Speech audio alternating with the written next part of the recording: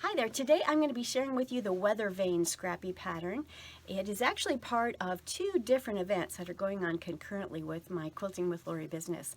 Number one, it's the part of the Mystery Quilt class that I'm conducting in the month of October, and number two, it is the fourth block in my 52-week series of my Scrappy quilt blocks. So hopefully you'll join in on both of these events that are taking place so that you can use up your scrap stash and make beautiful quilts. My name is Lori Dickman, and thank you so much for stopping by my channel, Quilting with Lori. And today I want to share with you how to make this Weathervane block. But before I do that, I do want to point out, if you don't have a scrap stash yet that's organized, cut up, sorted, organized, please watch the video link below. I've got my speedy solutions to cut and organize your scrap stash down there, and it will tell you exactly what you need to do to get your stash cut, organized, sorted, and ready to use to make beautiful quilts. It will really help you. So take a moment to view that link down below and watch that video. You're also going to find links below to the Mystery Quilt Class, so all of you that are part of the Mystery Quilt Class, just follow those links to my website and you can grab the PDFs that you need for the Mystery Quilt Class, plus all the videos will be there. It will be updated each week as we continue with the Mystery Quilt Class, so everything you need will be out there. And if you're part of the 52-week series of the Scrappy Block class, then make sure that you grab the PDF that's attached to the description box below. That PDF is how to make this particular block, so you're going to want that. And let me point out, this is my previous mystery quilt from spring of 2022, and you'll find the pattern and all the videos, everything you need to create this quilt out on my website. I'll make sure that link is also attached. But this one is called Grandmother's Favorite Flower Garden, and we did this this past spring. Really a fun quilt to make. I like to teach as many techniques as I can, so I've taught some applique techniques, and I do like to teach pieced borders for my mystery quilt classes. You don't have to piece the borders if you don't want, but I do like to be able to teach that to the students so that they have that option if they choose to do that. Now let's take a look at the Weathervane pattern for the Fall Mystery Quilts 2022. So for those of you who have not yet watched my video on how to get your scrap stash cut up and sorted and organized and ready to use, I recommend that you do that. What I'm going to teach for this particular block and for my mystery quilt class is how to pull yardage and or scrap. So I'm going to show you both of these options.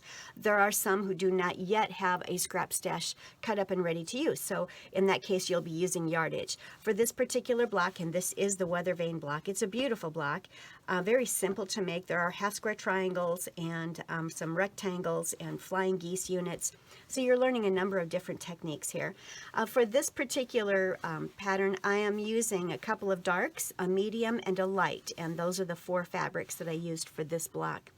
Now for my scraps, I simply took the information from the PDF, which tells you what size squares you need to pull and what value, whether it's light, medium, or dark, and you go to your scrap stash and you pull those. So for instance, here is my 3-inch container.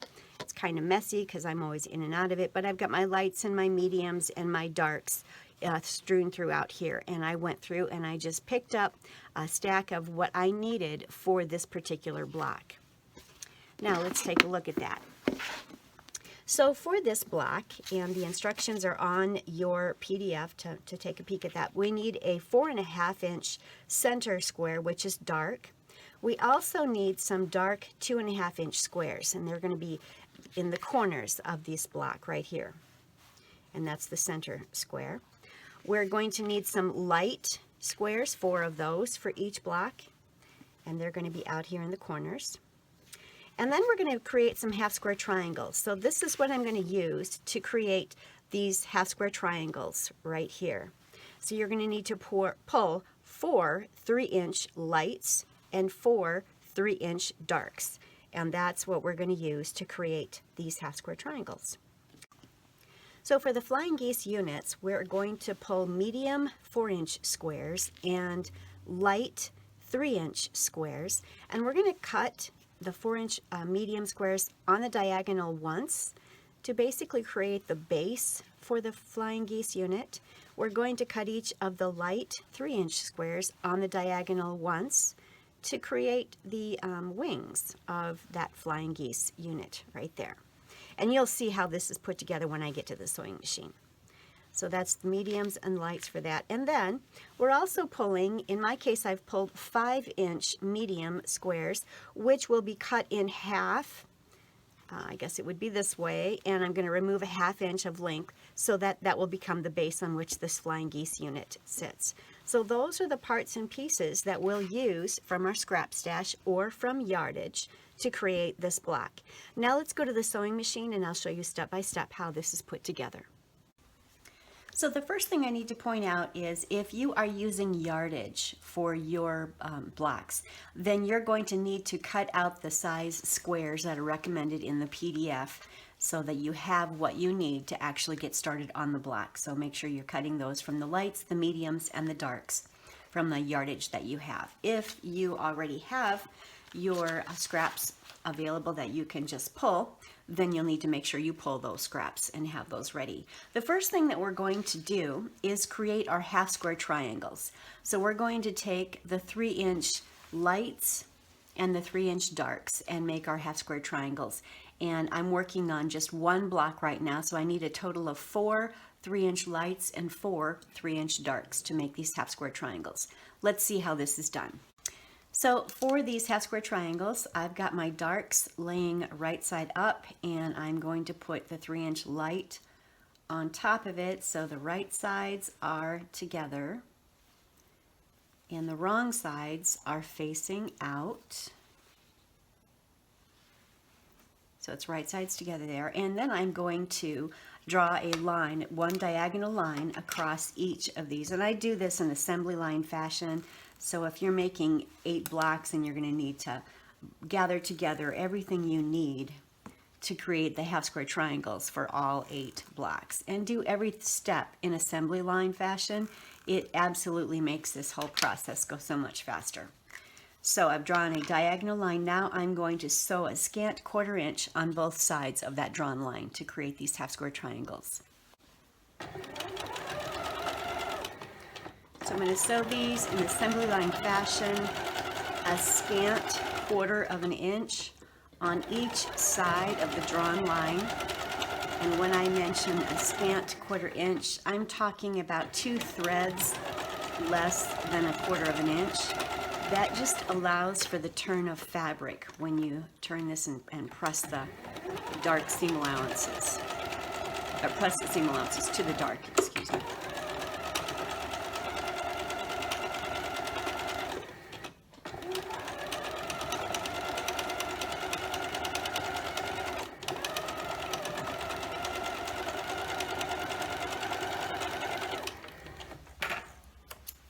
Okay, here they are.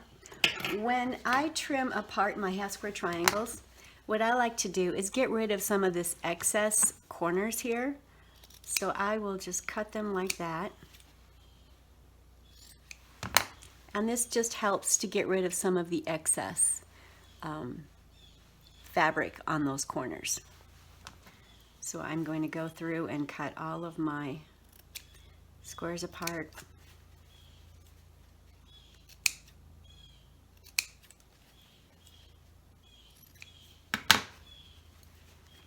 And then what I'm going to do is cut them apart on the drawn line.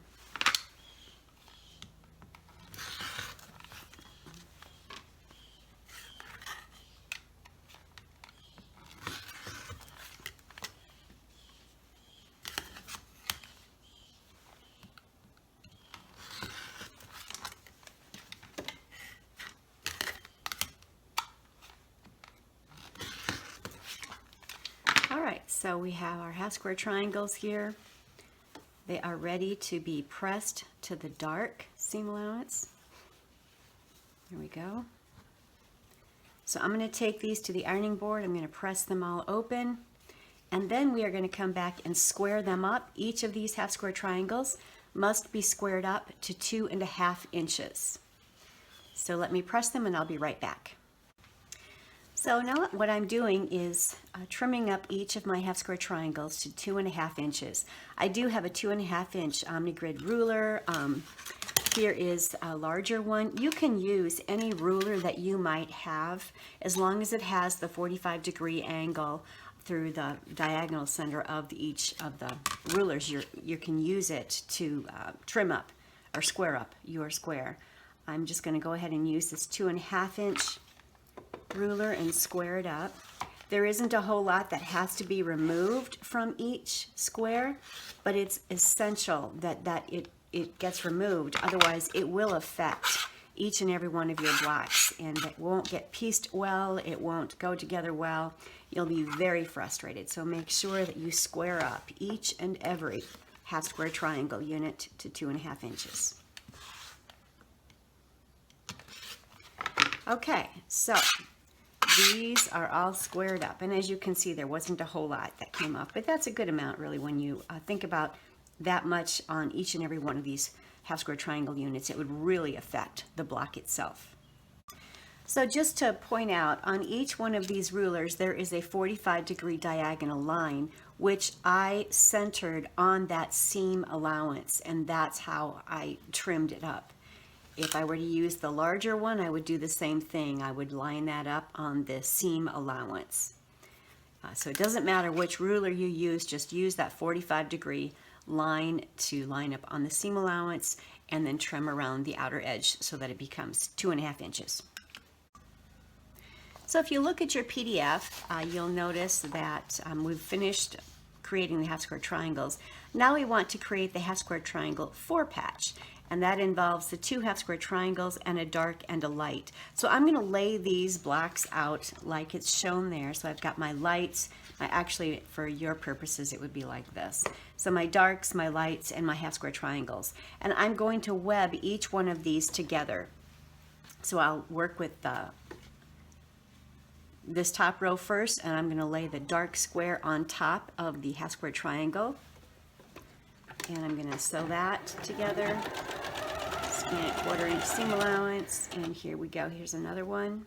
Whoops, grabbed too many.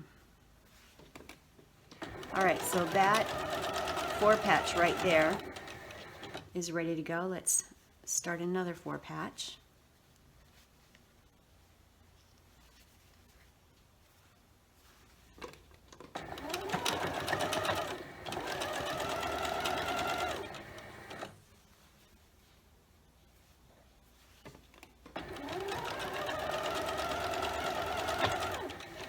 I like to web my blocks like this. It just helps to keep everything in order, and it helps to keep everything oriented in the right direction.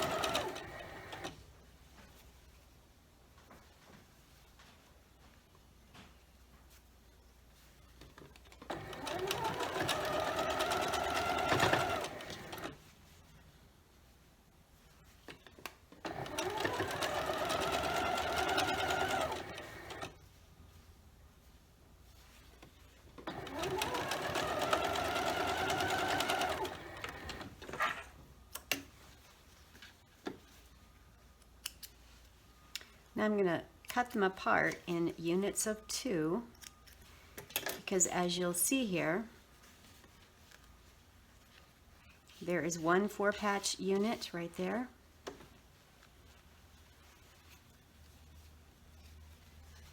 Here is the next 4-patch unit.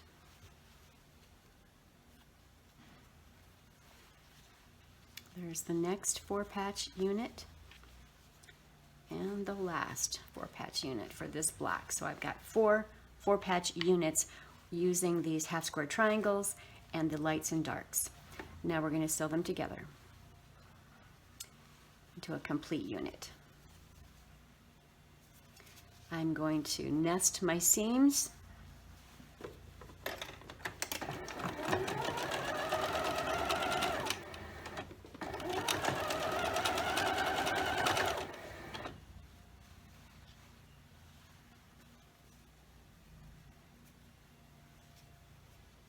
Again, I'm nesting my seams.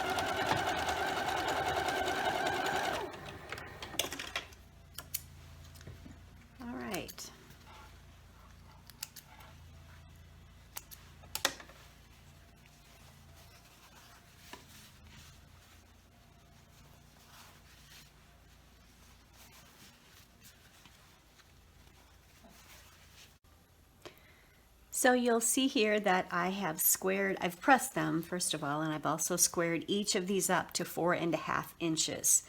So every one of these 4 patch units needs to be 4.5 inches. And you'll notice what I did when I pieced them together is I just made sure they were very scrappy. I did not sew the red with the red half square triangles. I made sure everything was just very scrappy, except for the yellow.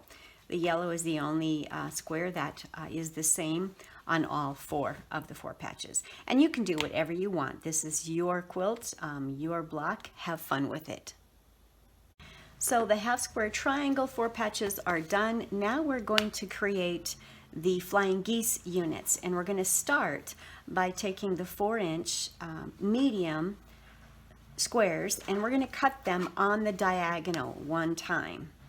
So I have 2 4-inch medium squares here. I've cut them on the diagonal, so I have a total of 4 bases for the flying geese unit. Now, if you want every one of your flying geese units to be different within the block, just grab a couple more of the 4-inch squares and cut those on the diagonal, and then all 4 of your flying geese units can be a different scrap. And I'll show you what I mean by that here in just a moment. So these will be the base units for my Scrappy block, and every base is a different scrap. And then the opposing sides are going to be another block. I'll use these for a second block. Now let's go to the lights, and these are the wings of the flying geese unit, and we basically have to cut those on the diagonal as well to create 2 wings per square. So let me cut that. These are the 3-inch lights. And for these, I think what I'll do is I will keep each of my wings the same so that it's just a little bit more uniform there. So I will sew those together. Here's another base, and I will sew these together. Here's another base, and I will sew these together. It's hard for me to grab them. There we go, and there's the last one. Okay, now I'm going to sew these flying geese units together. To do that, what I'm going to do is take a base and a wing, and I'm going to lay that wing on there just like that, and then I am going to sew a 1/4-inch seam allowance from that corner there down to here. So let me do that.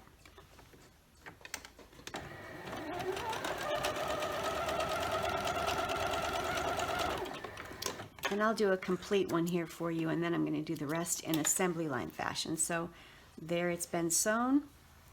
Press it open. So one wing has been attached. Now I'm going to take the second wing, and I'm going to flip it right sides together, and I'm going to sew it on this side, and I'm going to start up in this corner and sew down 1/4 of an inch on that side.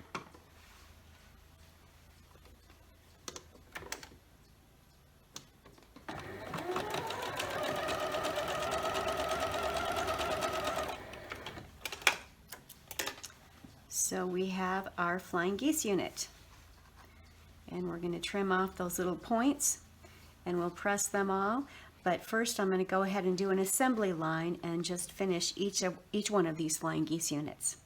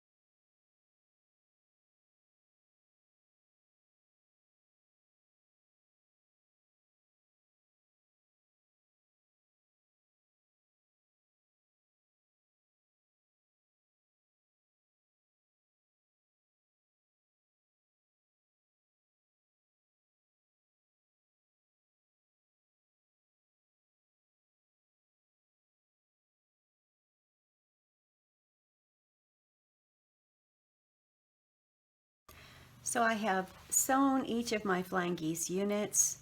I like to make sure I press them with Mary Ellen's Best Press or some kind of a starch, because you are dealing with bias there. And now these have to be squared up to 2.5 inches wide by 4.5 inches long. And I've done that with these, and I'm just going to continue that process with this last one here.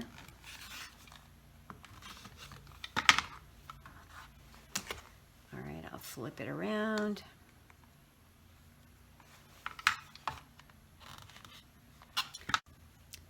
So I finished squaring up each of my Flying Geese patches here to 2.5 inches wide by 4.5 inches long.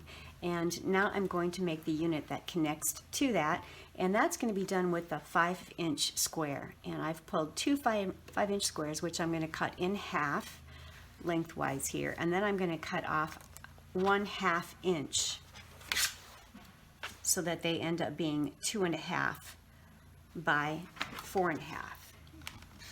So right now I've got 2.5 by 5, and I need to remove a 1/2 inch.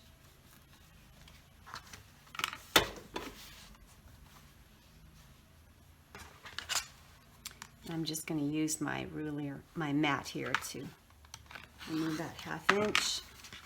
All right, now what I can do is attach that base unit to each one of the bottoms of these. So I'm going to go ahead and do that now.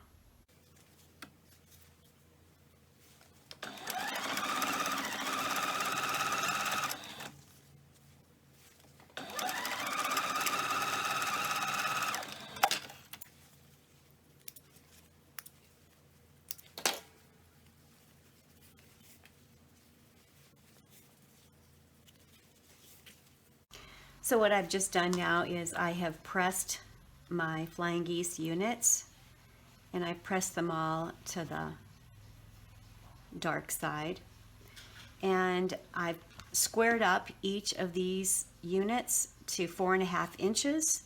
They all need to be 4.5 inches, just like these. Now I'm going to lay out the block, and we're going to sew the rows together. So here are the 3 rows of 3, which is basically a 9 patch made up of 4.5 inch squares. So we have our half square triangle 4 patches out in the 4 corners. I've made sure to place my lights out facing the outside edge. You could certainly turn things around, but you're going to get a different block if you do something like that. But it is always fun to play and just have fun with your blocks and see what else you might create. But for the purposes of the Weathervane block, we're going to keep everything just like this, with the dark squares toward the center and the light squares toward the outside. So that is those. And then we've got our Flying Geese units here and our 4.5 inch dark in the center. And now we're ready to web this block together and get it pressed and squared up to 12.5 inches.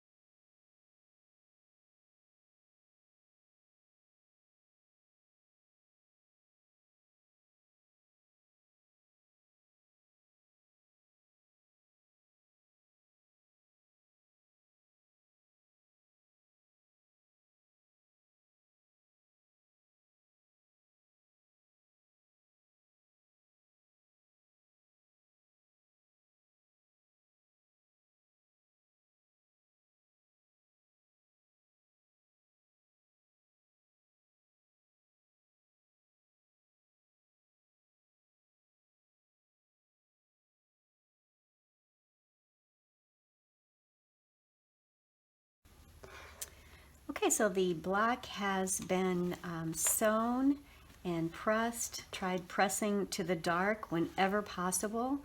And now it needs to be squared up to 12.5 inches. I've already done that. If you don't have a square up ruler that's 12.5 inches, then simply use the lines on your mat and a ruler to square it up to 12.5 inches. But this block is ready to go, and we can create as many as you need to make a quilt as large as you want. For the Winds of Time Mystery Quilt class, we are making 8 of these blocks. So here are the completed blocks. This one was created just using yardage, and of course what I needed to do with my yardage is cut out all of the squares as indicated in the PDF based on the value, the darks, the lights, and the mediums.